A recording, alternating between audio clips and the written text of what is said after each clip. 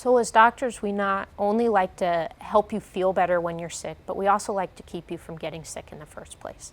I think of healthcare maintenance similar to changing the oil in your car. So we change the oil in our car not because the car has a problem, but because we want to keep it running as well as possible for as long as possible. The concept behind healthcare maintenance is very similar.